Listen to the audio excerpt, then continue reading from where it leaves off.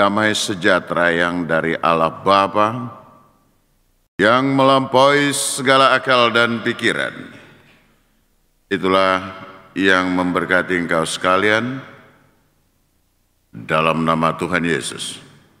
Amin. Saudara-saudara yang dikasihi Tuhan Yesus Kristus, Horas.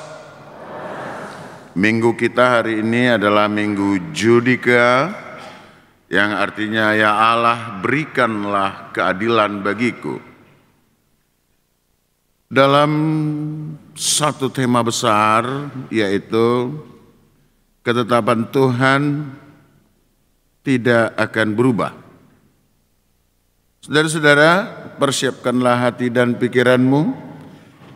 Marilah kita menyambut firman Tuhan yang diambil pada kita sekalian, yaitu dari kitab Nabi Yeremia pasal yang ke-31, ayat yang ke-35 sampai 37. Saya baca buat kita sekalian, demikian firman Tuhan. Beginilah firman Tuhan yang memberi matahari untuk menerangi siang, yang menetapkan bulan dan bintang untuk menerangi malam, yang mengharu biru laut, sehingga gelombang-gelombangnya ribut. Tuhan semesta alam namanya. Sesungguhnya seperti ketetapan-ketetapan ini tidak akan beralih dari hadapanku. Demikianlah firman Tuhan. Demikianlah keturunan Israel juga tidak akan berhenti menjadi bangsa di hadapanku untuk sepanjang waktu. Beginilah firman Tuhan.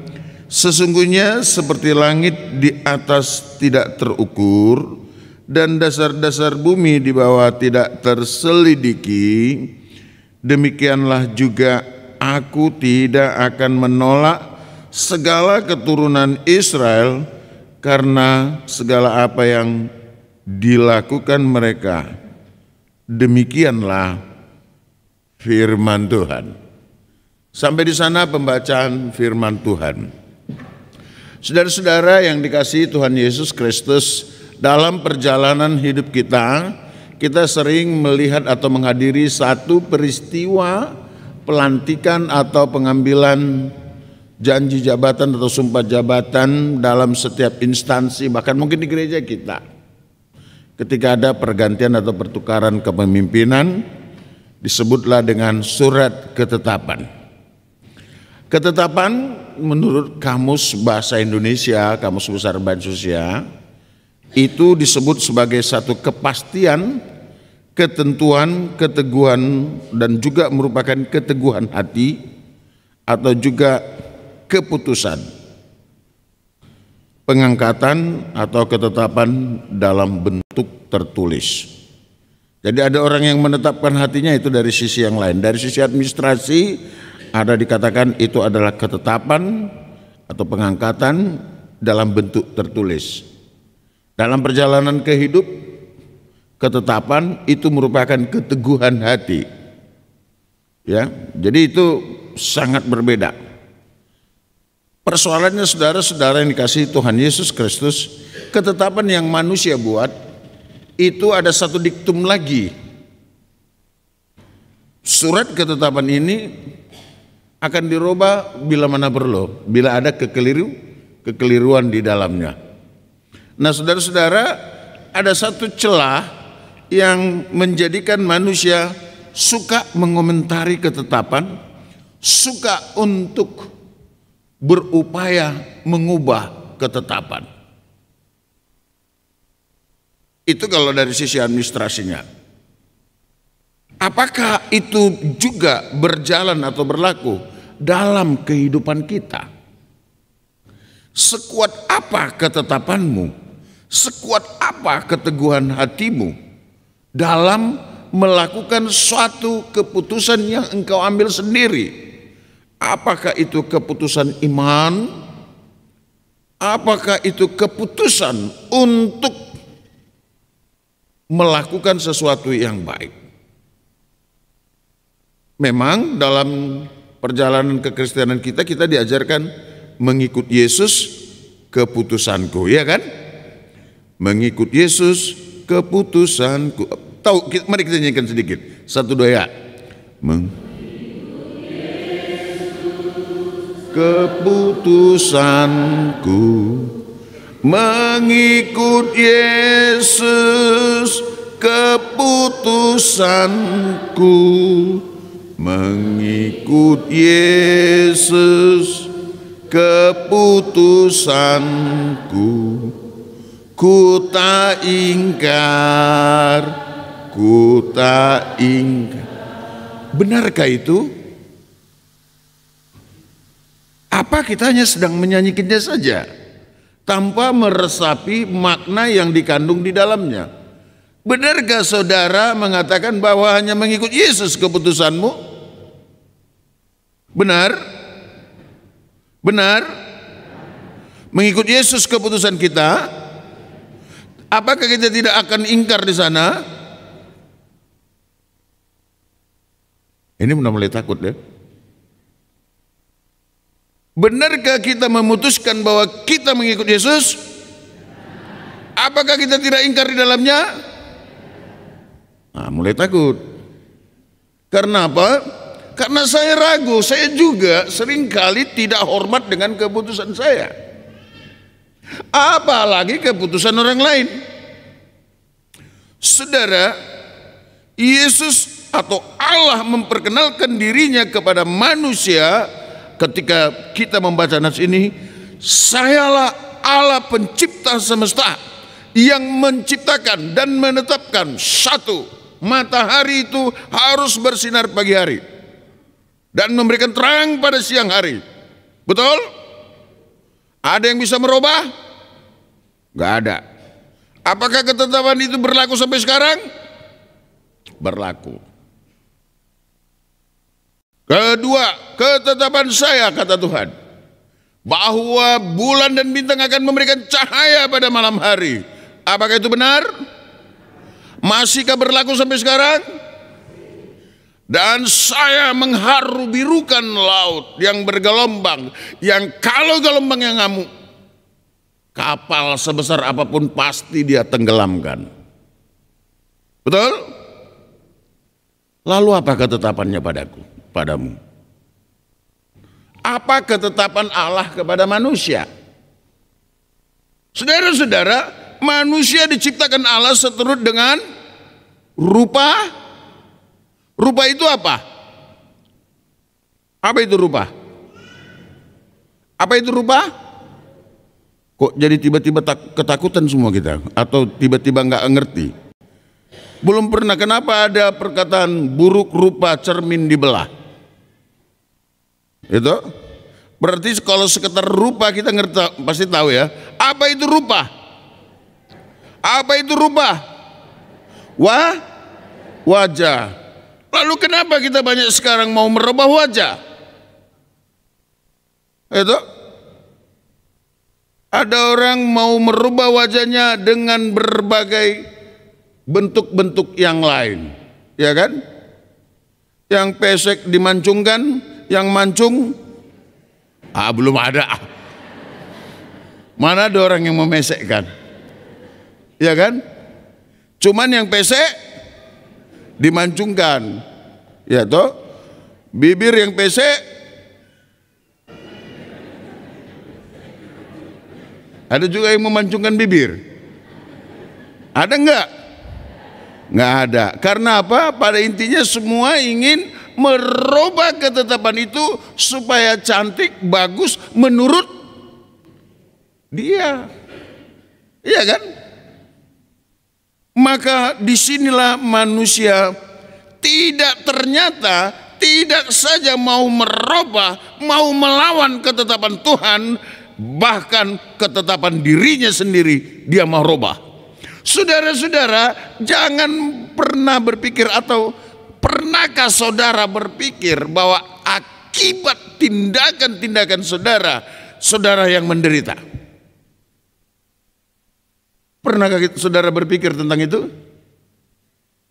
Akibat dari perbuatan-perbuatan kita, sadar atau tidak sadar, menggiring, membawa, menghantar kita pada satu penderitaan, pada satu situasi yang membuat kita susah, yang membuat kita marah, dan akhirnya kita protes kepada Tuhan, mengatakan, kenapa seperti ini Tuhan? Ya kan? Lalu kita protes kepada Tuhan, di mana Engkau Tuhan? Karena memang kita sangat gampang menyalahkan. Jangankan menyalahkan orang lain, Tuhan pun, kenapa takut bilangnya? Jangankan menyalahkan orang lain atau lingkungan, Tuhan pun kita salahkan.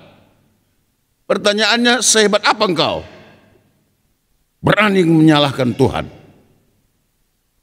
Pertanyaannya adalah, selurus apa engkau dalam perjalanan hidupmu sehingga kau berani juga menyalahkan Tuhanmu? Pernahkah kita menyadari itu? Saudara, apakah saudara pernah menyadari itu? Ya kan? Selurus apa kita? Sesuci apa kita? Sekuat apa kita menghormati keputusan kita yang mengatakan mengikut Yesus keputusanku? Sekuat apa kita itu? Menghayatinya itu? Atau hanya sekedar slogan? Sekedar ucapan dalam kata-kata? Sehingga kita sering kali mengatakan, di mana engkau Tuhan?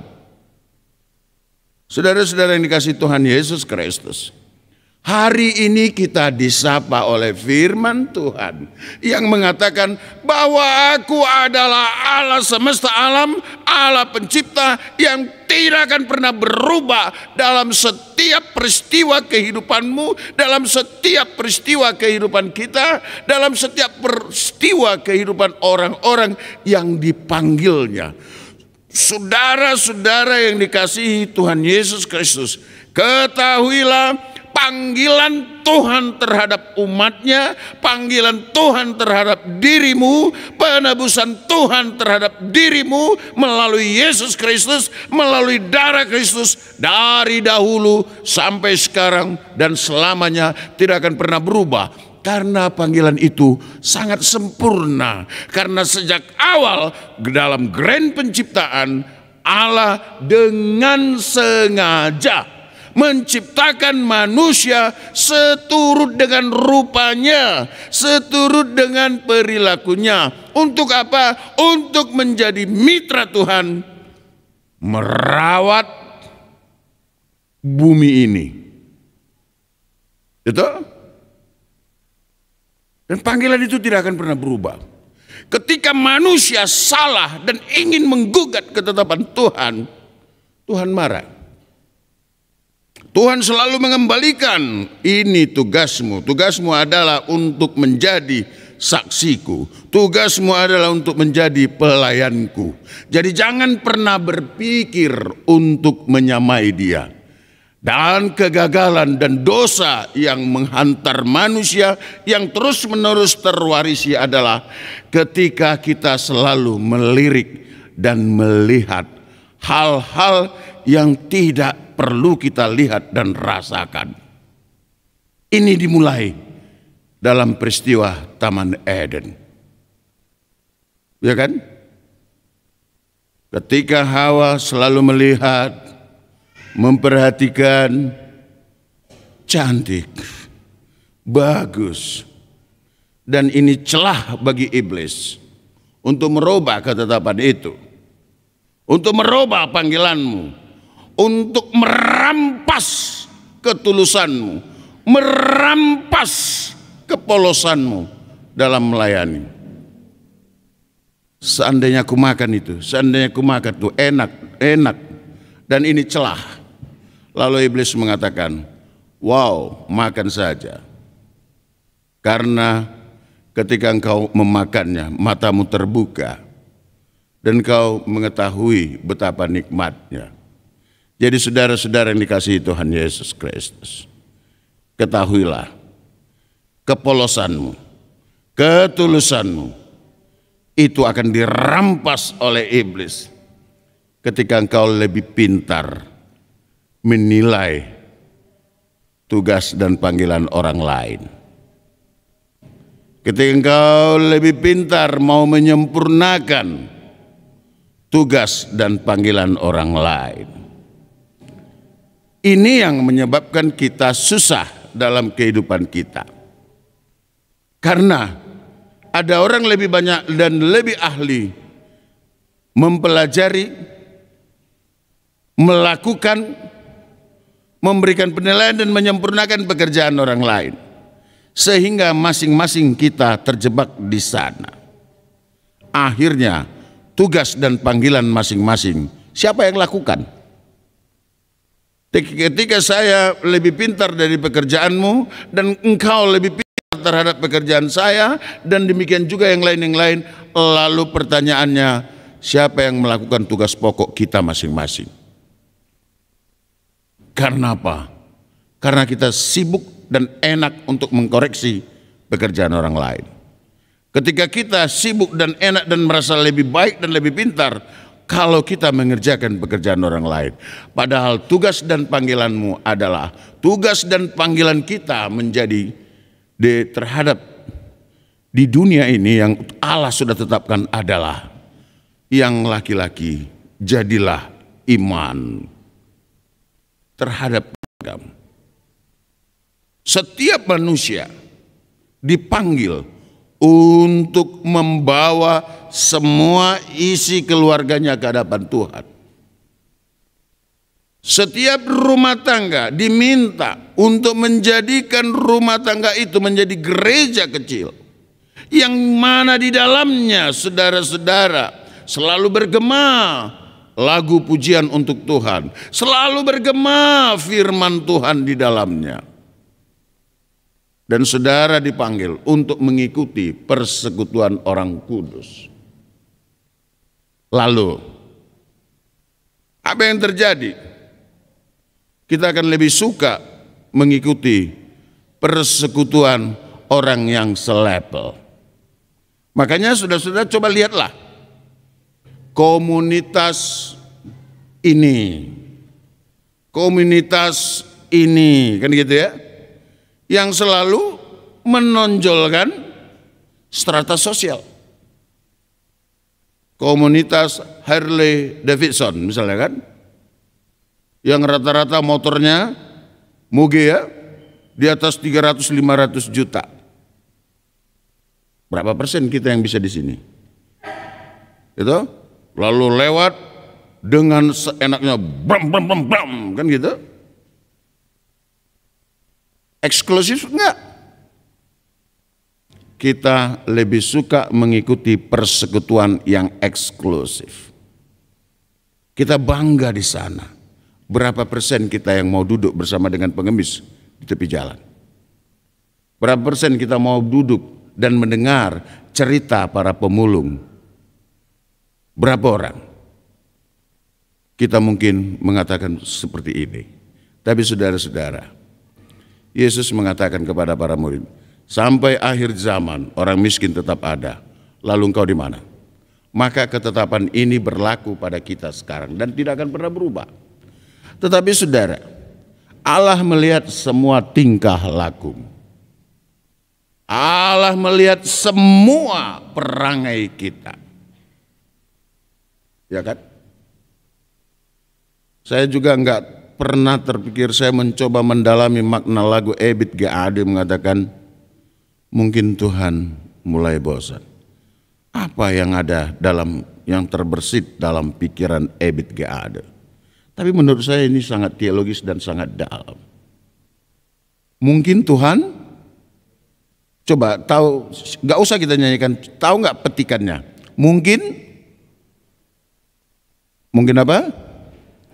Mungkin Tuhan mulai melihat yang selalu salah dan bangga akan dosa-dosa.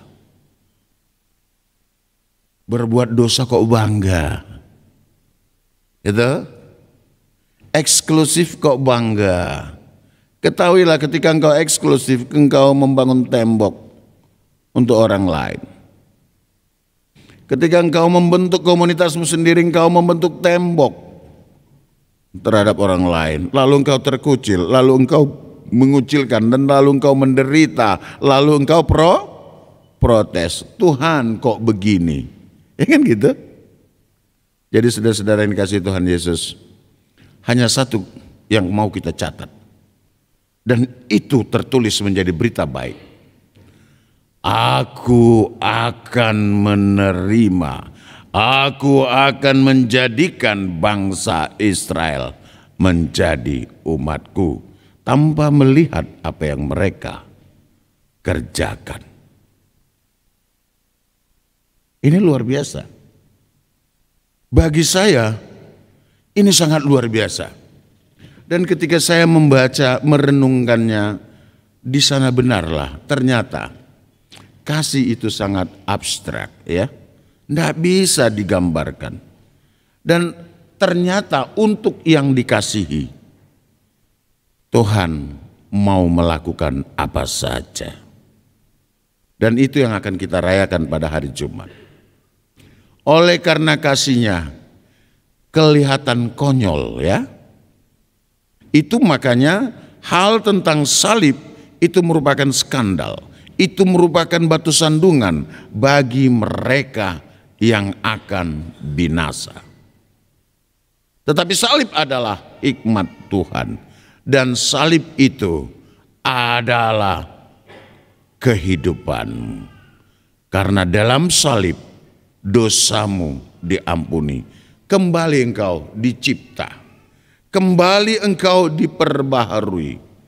Kesegambaranmu dengan Tuhan diperjelas, dikembalikan dengan darah Kristus. Maka saudara-saudara, apakah pesan minggunya yang mengatakan Judika berikanlah keadilan bagiku? Tuhan itu adil dan dia selalu memberikan keadilan. Ketika engkau tersesat, ketika engkau dijerat oleh kuasa kegelapan, ketika engkau terjerat oleh hawa nafsumu sendiri, ketika engkau terjerat oleh penderitaan dan karena perbuatanmu sendiri, dia datang dan dia mengatakan, anakku ayo, jangan takut, aku di sampingmu. Maka kita boleh mengatakan, sesungguhnya yang tidak adil itu siapa? Siapa yang tidak adil? Siapa? Saudara dan saya sangat tidak adil kepada Tuhan. Betul? Saudara dan saya, kita sekalian umat percaya, sosok-sosok yang sangat sombong terhadap Tuhanmu.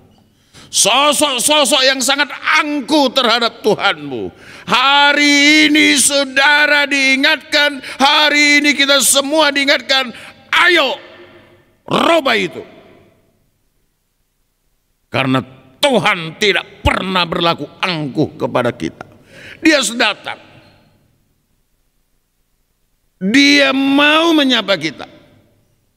Dan dia bahkan tersalib untuk kita.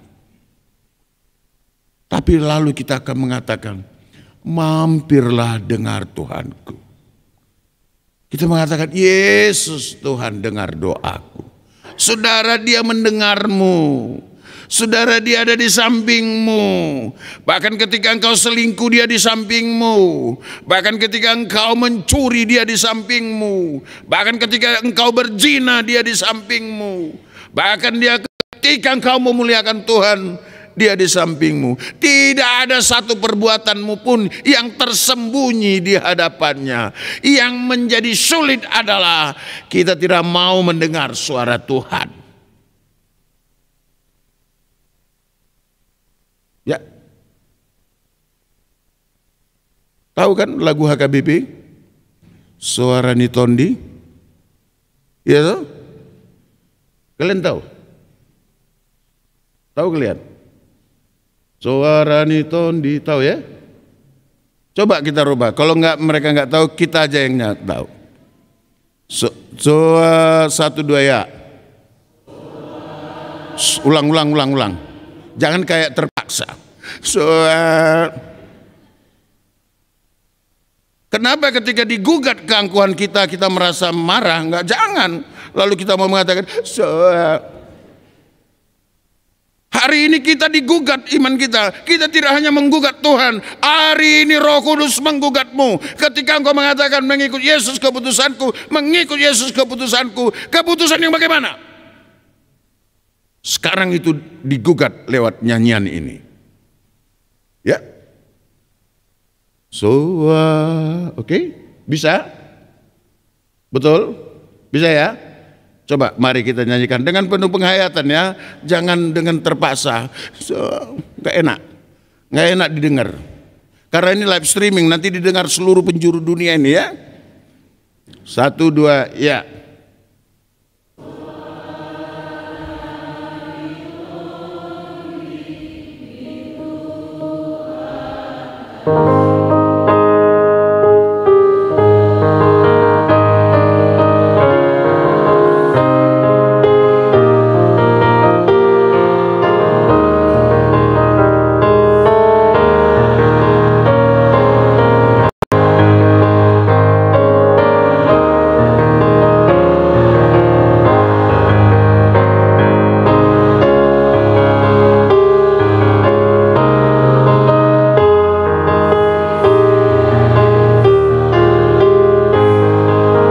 Sai tanda,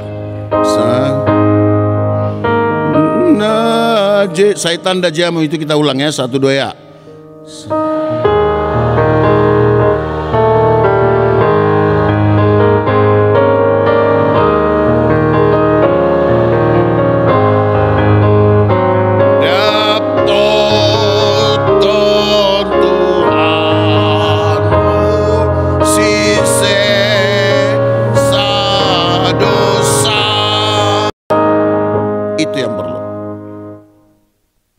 Ketahuilah sudah terlalu banyak perbuatanmu yang membuat engkau menderita. Ketahuilah sudah terlalu banyak perbuatanmu yang membuat orang lain menderita.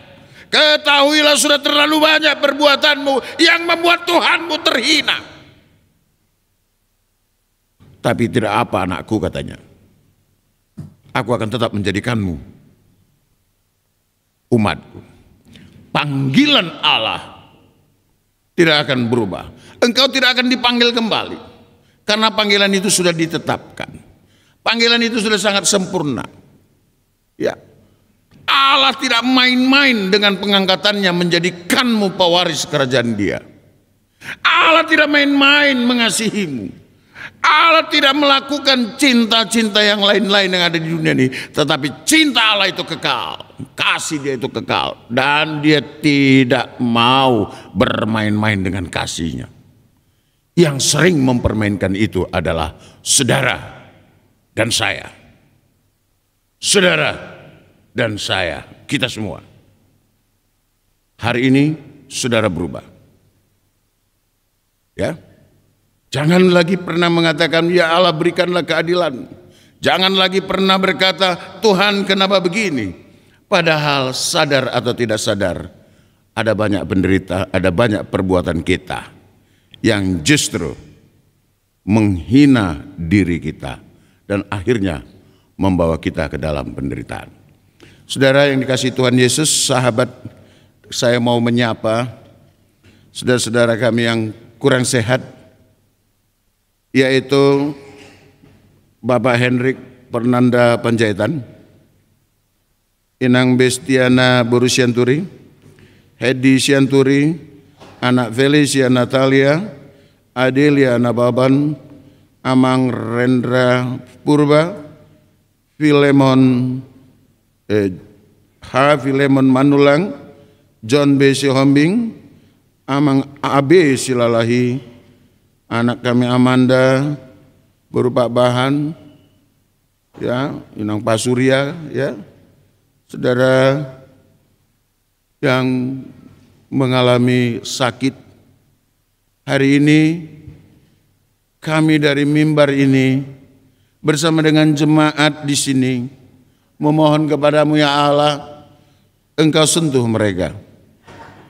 Dan dalam bagaimana keadaanmu, apakah engkau sedang lemah, sedang sakit, ketahuilah engkau juga diangkat menjadi anak Tuhan dan panggilan terhadapmu tidak pernah berubah. Maka saudara, sembuhlah, tahirlah.